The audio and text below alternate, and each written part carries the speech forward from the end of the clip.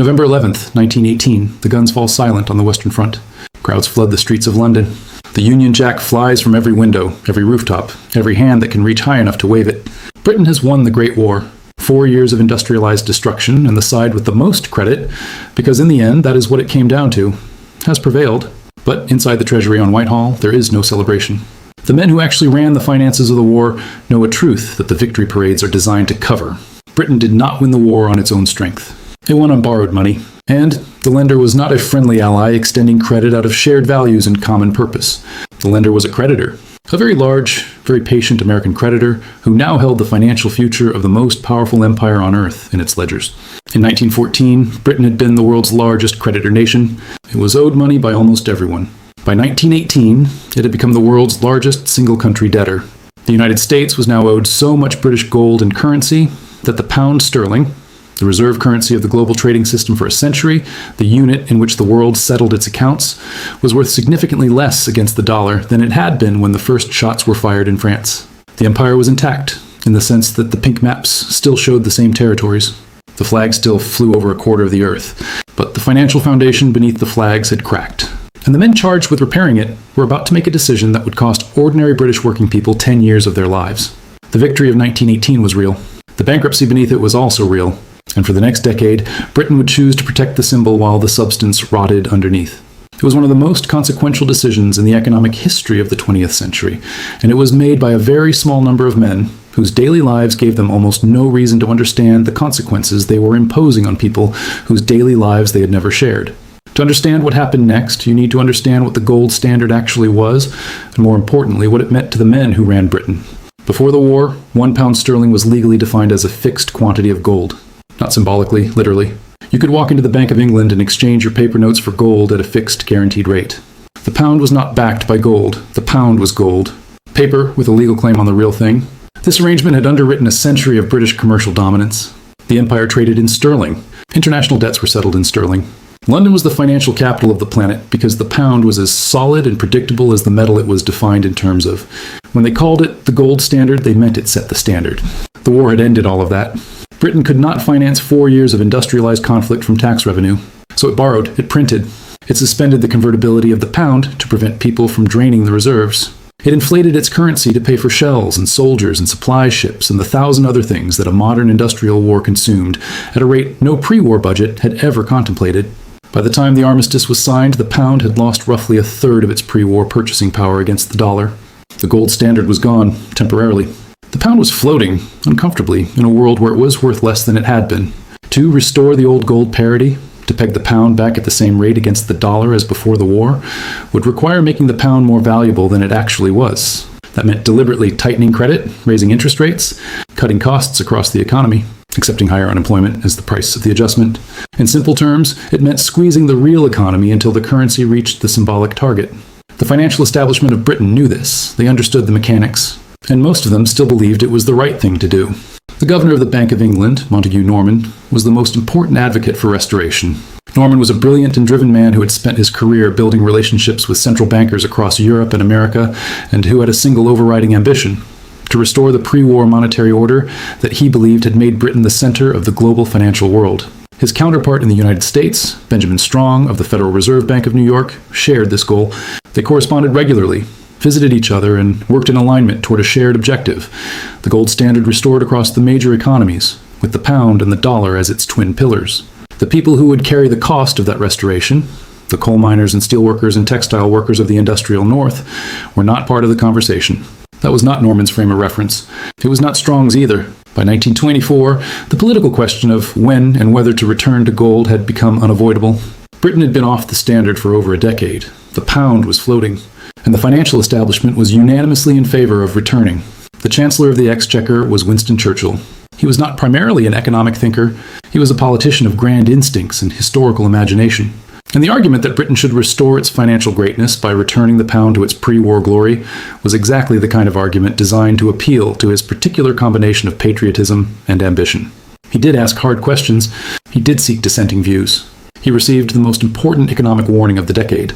John Maynard Keynes, already the most significant economist alive, told Churchill directly and in writing that returning to gold at the pre-war parity of $4.86 to the pound was a catastrophic error. The pound at that rate was overvalued by roughly 10% against its real market value. That meant British exports would be 10% more expensive for every foreign buyer, which meant British industry would need to cut its costs by roughly 10% just to remain competitive in the markets it already served. And where would those costs come from? Not from the shareholders of coal companies or steel mills, not from the partners of city banks. They would come from wages. Keynes said plainly that returning to gold at the pre-war rate was a policy of deliberately reducing the standard of living of the British working class in order to satisfy a financial abstraction. Churchill read this analysis. He understood it. He went ahead anyway. Churchill had access to the correct economic analysis. Keynes told him exactly what would happen. He proceeded regardless. If you have ever wondered whether the people making major economic policy decisions understand the consequences they are creating, the Suez Crisis of 1925 is your answer. Subscribe and stay with us, because this story gets darker before it resolves. On April 28, 1925, Churchill stood in the House of Commons and announced that Britain was returning to the gold standard at the pre-war rate. The City of London celebrated, the financial press approved. The pound had been restored to its rightful value. Keynes published a pamphlet called The Economic Consequences of Mr. Churchill. He called the decision a policy taken in the interests of the financiers of London against the industrial workers of the North, and he predicted in specific detail exactly what would follow. Falling wages, rising unemployment, industrial conflict, and years of unnecessary economic suffering imposed on people who had no role in the decision and no mechanism to resist it. He was correct, almost to the year. The consequences of the 1925 decision did not fall evenly across British society. They tightened most severely around the parts of the economy that depended on selling physical goods in international markets. The north of England, South Wales. Central Scotland, the coalfields, the steel towns, the textile mills, the shipyards. These were the industries that had made Britain the workshop of the world in the 19th century. They were already under pressure before 1925. The war had disrupted their export markets. American and German competitors had moved in. The old industrial dominance was already fraying. The overvalued pound finished what structural decline had started. British coal was now 10% more expensive for every European buyer. British steel was priced out of markets it had served for generations. Order books shrank, wages were cut, men were let go. In the South, the picture was different. London, the financial sector, the service economy, the professions, the growing consumer industries. None of these depended on the exchange rate in the same direct way. An overvalued pound made imports cheaper, which was pleasant if you were a London professional buying foreign goods. The South was not exactly thriving, but it was functioning. It was alive. The financial decision made in the drawing rooms of Whitehall and Threadneedle Street was carving the country in two. One Britain was being slowly crushed by a currency policy it had no voice in creating. The other barely noticed. The coal industry became the sharpest point of the conflict. Mine owners, faced with an overvalued pound that made British coal uncompetitive against cheaper alternatives from continental Europe, demanded wage cuts. The miners refused. They had already accepted reductions. They had already watched their communities shrink and their prospects narrow. They were being asked to absorb the cost of a financial policy designed entirely around the prestige interests of institutions and people who had no connection to the communities being squeezed. In May 1926, the Trades Union Congress called a general strike in support of the miners. For 9 days, transport stopped, docks fell silent, newspapers ceased publication. The government called it a constitutional crisis. The strikers called it survival. The general strike ended after 9 days when the TUC, uncertain of its legal position and its political support, called off the action before any of the miners' demands had been met. The miners stayed out for months longer, returning to work only when hunger made further resistance impossible. They returned on the owners' terms. The wage cuts happened. And the communities that bore the cuts, the men who had come home from a world war and spent the following decade watching their livelihoods compressed by a monetary policy they had no power over and no voice in, carried the cost of a decision made in places they would never visit, by people whose lives gave them no reason to understand what that cost actually meant. The people who designed the gold standard policy and the people who paid the price for it did not live in the same towns, attend the same churches, or send their children to the same schools. The financial architecture was designed at one level of society and imposed on another. This is not an incidental feature of the story. It is the story. By 1931, Britain had been on the gold standard for 6 years.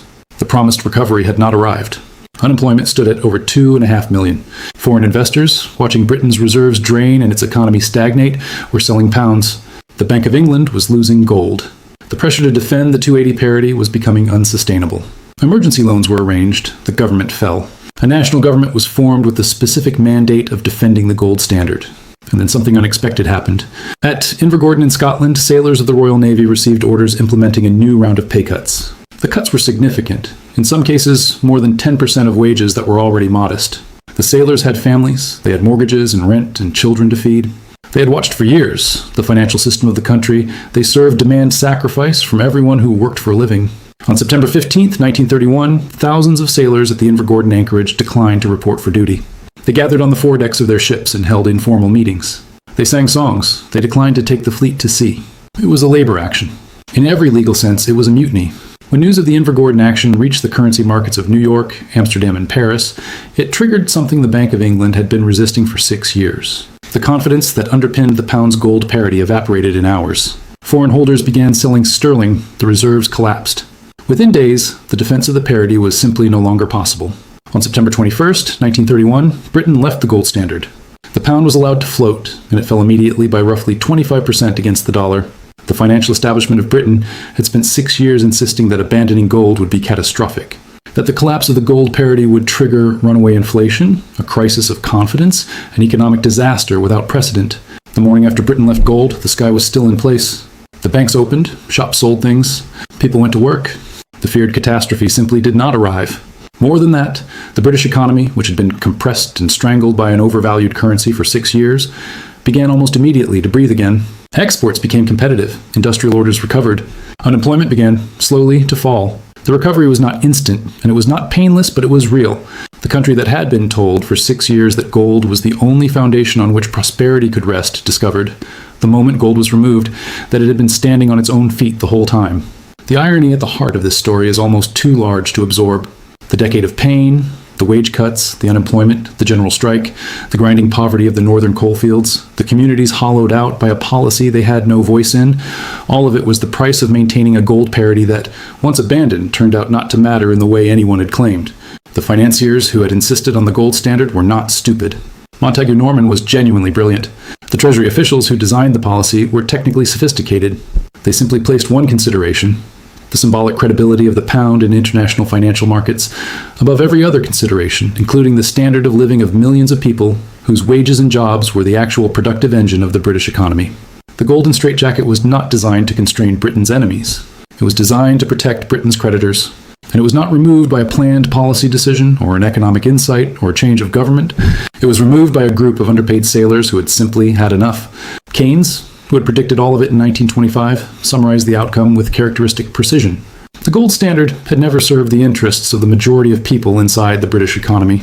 It had served the interests of creditors, of international financiers, of those whose wealth was held in financial instruments denominated in sterling.